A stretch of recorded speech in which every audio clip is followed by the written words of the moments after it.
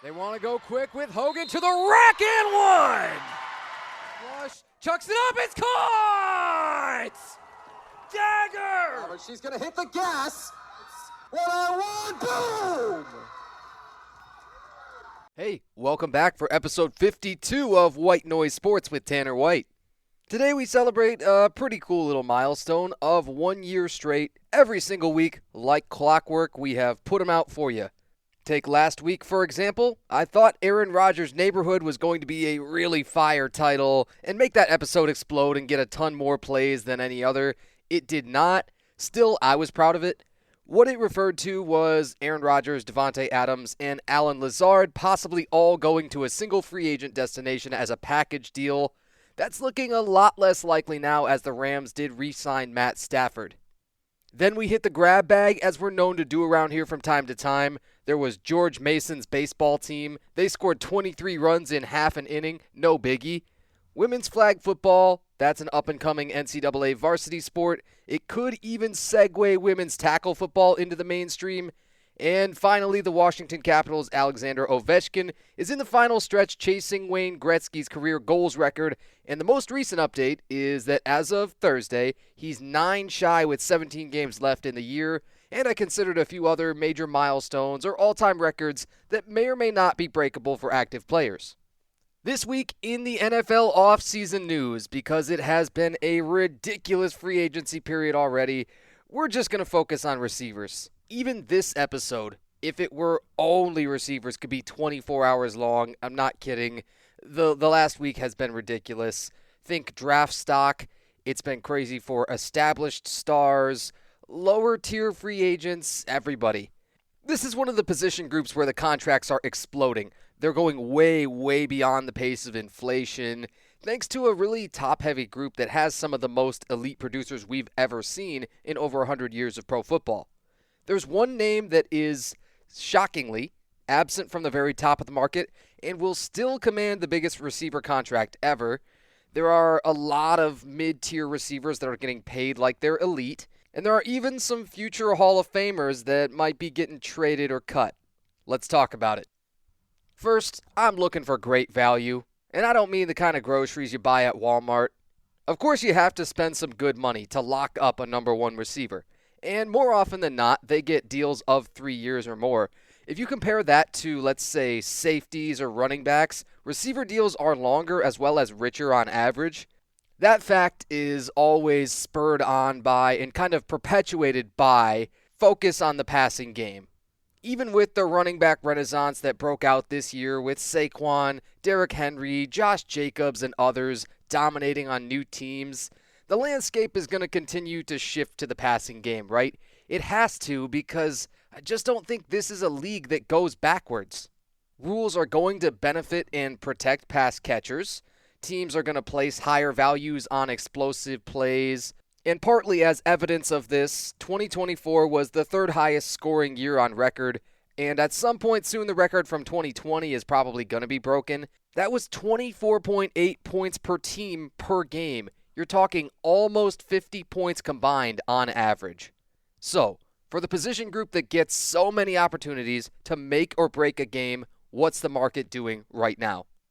First, the top of the market has not been thrown into the stratosphere like it probably should be for the Bengals' Jamar Chase. Their GM, Duke Tobin, shot his mouth off. He had the audacity to say, just last week in an interview during the Combine, no less, that the Bengals were going to make Chase, quote, the highest paid non-quarterback in the league. Now there are defensive ends fighting for that title. And I love D-line, I always will, and I'll be partial to D-line and have never really made that a secret. Max Crosby had this title for a few days with the Raiders, and it's Myles Garrett's extension with the Browns now at $40 million a year. My bold prediction for this week, I think Jamar Chase is going to get $50 million per year. I'm not kidding. I just realized I haven't made enough of these bold predictions. The mark to beat for receivers right now is quote-unquote only $35 million a year, and that's for the Vikings' Justin Jefferson, right? And all of the superlatives that we could throw at him. But we have learned again this season about the value of a contract year, meaning the last year on your deal. Because the Bengals have put off this extension for so long, they're about to have to make Ja'Marr Chase a majority owner of their franchise. Of course, their GM is getting flamed to no end for saying this. Why? Why do you openly negotiate, as it were, with the entire world listening and watching? The price just went way up for the Triple Crown winning receiver for next year. I am setting that ceiling at 50 mil. I don't think it's going to be more than that, but if it's much less, I would also be surprised. Now, we're sort of doing this in tiers, and among older receivers, or we'll call them more experienced, because these three deserve a ton of respect and appreciation for everything they've accomplished. First of all, the Jets let Davante Adams walk, and he took very little time signing with the Rams. This deal is, I would say, incredibly generous for a receiver who's going to turn 33 this year in December at 2 years, $44 million. The weirder thing about it, too, the Rams waited until this Wednesday after signing Davante to release Cooper Kupp. I was all but certain that Kupp was going to leave last year when the trade deadline came around, but now the team's announced it, it's formalized, and they even had lowered the asking price for him a couple of times with trades. They still couldn't get anybody to jump on that. Why is nobody willing to give up, let's say, a 4th or a 5th round pick for Cooper Kupp? I still don't get it. He's also won a Triple Crown just like Ja'Marr Chase. Even though he's starting to pick up injuries at a clip that I don't like, he's still productive on a per-game basis. He's a few months younger than Davante Adams, and the career numbers aren't obviously at that same level, but it's also tough to compare an 11-year-long and an 8-year-long career. Of course, the Rams have a young superstar in Puka Nacua, who kind of just took over and was PFF's number 1 rated receiver this year, so he dominated the football. Kupp started to get worked out of the game plan a little bit. I still cannot see that being his fault. My guess is Kupp is going to eventually have to sign for something relatively cheap, let's say 1 year in the 10 to 15 million range, and he should want to go to a contender. So I'm still thinking the Commanders or Lions are great landing spots, but he might have to wait until closer to the start of training camp. Lastly, DeAndre Hopkins, the active leader in receiving yards with almost 13,000, is taking a heavily discounted 1-year deal with the Ravens for just $5 million. Why the Ravens always do this with wideouts who are really at the end of their rope, I'm not quite sure. But if Hopkins has any juice left and you combine that with the veteran leadership that he's definitely going to bring, this could be a win-win. And of course, it's very little risk if it doesn't work out. Now a step down the rungs to some younger receivers coming off of rookie deals. Those are the kinds of players getting showered with money right now. The first two that come to mind with me who have just signed in the last couple of weeks are Amon-Ra St. Brown and DK Metcalf. I could not have predicted Seattle trading DK, but they just might be admitting it's time to tear it all down and rebuild. Metcalf was traded to the Steelers for a second rounder, then they gave him a nice-looking extension, 5 years, $150 million. That shoots him up to tied for 5th among receivers in money for this year. St. Brown got a hair more than that, although his deal was signed first. That was, if I can translate this correctly, I believe it was $30.025 million. So hopefully that extra $2,500 pays his rent for a month. The Lions love St. Brown. He's challenging and even beating some of Calvin Johnson's early career numbers with the franchise. Pittsburgh doesn't know what they're doing at quarterback. Their offensive line is full of holes, whereas the Lions are really set at both. Although I can easily admit DK is much more physically talented. He is. He's one of the scariest looking receivers the league's ever seen. Metcalf is also going to have a hard time splitting targets with the Steelers' current number 1, George Pickens. Both of them are total specimens, but their issues are between the ears. I don't think there's any guarantee that that deal is going to work out when those two are on the field together. With St. Brown, he's in a perfect environment to continue to thrive. It's rare to have anyone take majorly team-friendly discounts, so I have to give a ton of credit to this last group of 2 receivers who did. First, there's the Buccaneers' Chris Godwin, 3 years, $66 million, and he reportedly turned down about $20 million more from the Patriots. I can't help but think what that number would have been if Godwin didn't dislocate his ankle in Week 8 and he missed the rest of the season. He was on pace for career highs in everything and was a true number one at the time, which we know in Tampa has been reserved for Mike Evans for the last decade or more. Then the Bengals also have the luxury of having a fantastic number 2 receiver who is now in his 5th-year option, and he'll actually be playing on the franchise tag. That's T. Higgins. The value of that tag for receivers this year is $26.1 million-ish. Even so, Higgins is certainly in contention for the best number 2 receiver in the league. He can have just explosive games, and like Jamar Chase, he's got the breakaway speed when he's in the open field. Plus, they get to play with an amazing quarterback who has awesome chemistry with both of them. It's not quite as good of a value, I think, per dollar as Godwin is, but they get to retain him seemingly for one more year, and then when it comes time, probably next year, you unload him to somebody else on a trade and let them extend him for the long term. So that's all for the receiving free agent market right now, and I will tip you all off. I'm doing quarterbacks next week. There were literally too many notable ones to do them all justice and still keep a reasonable length. Plus, I gotta know where Aaron Rodgers is gonna go. I don't want to speculate on that. Early in the summer this year, I very briefly touched on the idea of the MLB transitioning to robotic umpires soon. The development we've seen in spring training this year is neither quite as dramatic nor as cool, but it's one of those huge innovations to the game that deserves some good coverage. Not every spring training game is nationally televised, of course, but I've caught a few this last week and gotten to see the automatic balls and strikes system, or ABS, in action. It's limited in scope right now, limited in how many times the hitter or pitcher can use it, and limited in what games it's even available for, but it's done an awesome job so far, if you ask me. The only big complaint I have about ABS is that it's not ready to go for this year's regular season. Spring training for this year is partly a test to see if it's going to be ready by then. It's already been in use in AAA games, and they've even seen a couple of different versions of it. You've seen fully automated umpiring, as well as just the sort of challenge system that we're talking about here. This has got to be the first time that the minor leagues have ever done something better than the bigs, but I digress. The rules are a lot like the normal instant replay that the league's been using since 2014. You will hear that often referred to as the expanded replay. Teams get 2 challenges per game, and they can earn more through having successful challenges.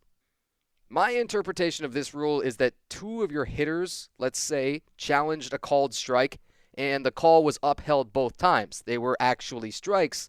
Then those would both be unsuccessful challenges, and your pitchers would have no more challenges available to them. I'll try to watch some more spring training and figure out for sure if that's the case or not, but I'd rather see each team's hitters and each team's pitchers have 2 each. The MLB on Fox account on X said that the AAA data from last year said ABS challenges were only taking 17 seconds on average. Look, I don't know about you. I can wait 17 seconds. If my team is down 3 with the bases loaded in the 9th, thank you very much. Once the league gets a year or 2 of good data on the ABS system, I still struggle to see why they wouldn't eventually adopt fully robotic umpires. In my head, it seems like all you need to do to pull that off is precise measurements of each player's height, with probably the spikes on that they're going to wear during the game. Then you just set the parameters to the most current definition of the strike zone in the rulebook. There are objectively right and wrong calls in baseball and in every sport. And if they're really, really close, they can only be verified by replay anyway. I could easily imagine fully automated umpiring by 2030 or so, and I'll put something to that effect in the poll on this week's episode. I don't promote those nearly enough, but this is such an interesting topic that I know people are going to be divided on it. It's so tough to fully change rules that have been around for something like 180 years of professional baseball, right? Something as seminal to the game as the roles of an umpire. But sometimes I'm kind of the old man shouting at the sky. On this issue, I am on the other side. Robot umps would require maintenance, calibration, a lot of precision, right? But I can't imagine that the cost would be more than umpires' current salaries. ABS already works through the Hawkeye ballpark camera system that gives you the StatCast information, right? All the advanced stats stuff. and every major league team's been using that for years. I see full automation as the next eventual logical step, but I'll be very interested to hear some other opinions. Finally, we're in the month of March, and it's time for me to stop ignoring college basketball. I know it is. I've tried to put it off and keep saying I'll get to it, but there was a big injury that's going to let me dip my toe in this week. And to get ahead of the next logical question, yes, next week will be the whole men's March Madness tournament preview. Now, when you ask most people, what's the biggest name in all of college basketball right now? A good majority will answer Duke's freshman phenom, Cooper Flagg. He was one of those megastar prospects that people started to talk about like he was already a pro sort of when he was 16. He's still only 18 years old. He's 6'9", listed at about 205 pounds, but he's been good as advertised since the moment he took the court. Why Duke is able to find somebody this young and this dominant every year, it's got to be frustrating for everybody else in recruiting, right? But how does 19.4 points and 7.6 rebounds a game in over 30 minutes as a freshman sound? This guy's over a block, over a steal per game. He has literally every tool in the bag, and there is next to no doubt that he's going to be the number one pick in the draft after this year. You see, that's all well and good, but there's got to be a catch. The conference tournaments are going on this week with the first round of the national tournament tipping off on Thursday the 20th. Duke won the ACC regular season title, as you expect them to, finished the regular season ranked number 1, like they always do. Then in the third round of the ACC tournament against Georgia Tech, Flagg sprained his ankle, seemingly, on a kind of play that you do see all the time. There's someone's foot underneath him, time is moving in slow motion, and you can see the disaster coming. You can tell whenever he lands that he's going to be in trouble because he's going to land right on their foot and he's going to have the ankle roll. It happens in every sport, and it's pretty much always at the worst possible moment to the most important player on the floor. I think back to the Celtics with Jason Tatum in the 2023 NBA East Finals. You remember this? The Celtics had a chance to come back against the Heat from down 3-0, and they had actually tied it up at 3-3. Game 7, opening play, Tatum comes down the lane, steps on an ankle, and boom, a sprain. He tried to play through it, and he was totally ineffective, so the Heat go on to win. Georgia Tech wasn't nearly so lucky. Flagg came out of the game, he didn't come back, and Tech still lost 78-70. Nonetheless, the talk is already that there's no point in trying to rush Flagg back before the conference tournament ends on Saturday. Yes, in all likelihood, Duke can still win that without him, but when it comes to a national championship, that gets a lot more interesting. The only good news for Duke is they'll be locked into the 1 seed in their region for the tourney, and they'll get a cupcake to start. From there, you have to wonder, is the injury more likely to rally them or break them? The championship game wouldn't be until the 7th of April, but how many rounds, if any, could you actually afford to have Flagg sit? I just saw a picture on X of him in a wheelchair after the game, and I imagine he'll get x-rays. The betting swings have to be massive right now for those of you who are into that kind of thing. Not even in college basketball do you often see an 18-year-old with this kind of influence over the sports world and really captivating the news cycle too, but it's always exciting, and of course you always hope on the personal side for the player that they get the best case outcome and not miss too much time. So that's all for the first year of White Noise Sports. Of course, it feels good to say that. We will henceforth call next year's episode Season 2, and I'll go back and retroactively make everything from this episode and before Season 1. Still doesn't change where to find me, doesn't change the content or the content schedule. It's just for tracking progress.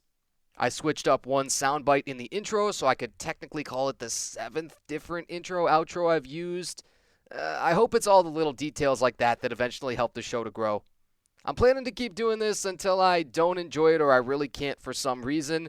Hope you're still enjoying as well. This weekend, I've mentioned a few times, I will be doing the Michigan High School Swim and Dive State Finals. Definitely not the first time I've done something that's pretty far outside my comfort zone, and it definitely won't be the last. You know how everything else goes. There's all my socials. I'm going to start adding Threads and X onto that list because I've been getting fairly active on those the last couple of months too. For most everything, you're looking at the Voice of Tanner. X is just Voice of Tanner with no the. There's the YouTube channel. That's the full thing spelled out with spaces, the Voice of Tanner. And if you ever need to find links to all of them, should be at the top of my Instagram bio. Thanks for the support again, and here's to year 2. This has been episode 52 of White Noise Sports with Tanner White. Thanks for joining me. They want to go quick with Hogan to the rack and one! Flush, chucks it up, it's caught! Dagger! But she's gonna hit the gas. It's 1-on-1, boom!